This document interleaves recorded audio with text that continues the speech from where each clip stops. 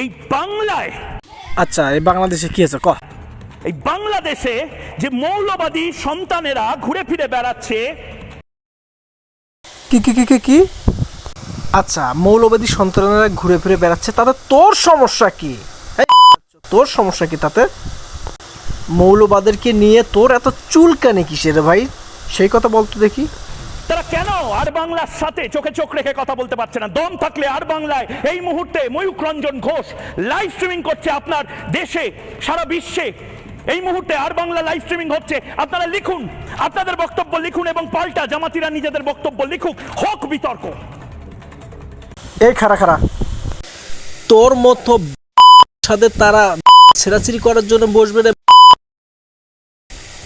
দুই দেশের মধ্যে উস্কানিমূলক মিথ্যা অপপ্রচার দিয়ে উত্তেজনা সৃষ্টি করতেছিস। তোর মতো সাথে প্রসঙ্গনে বসার টাইম নেই তাদের। এবং সবচেয়ে ভয়ঙ্কর বিষয়, এই মুহূর্তে যে ব্রেকিং নিউজ, এই মুহূর্তে যে ব্রেকিং নিউজ এসেছে দেখাবো।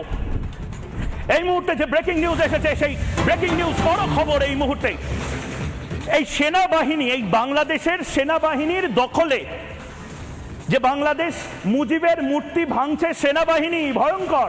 উত্তেজিত জনতাকে শান্ত করতে মূর্তিতে আঘাত করছে। কোথায় গুলি মারবে? কি কি কি মারবে? গুলি মারবে? গুলি মারলে দেশ শান্ত হবে রে।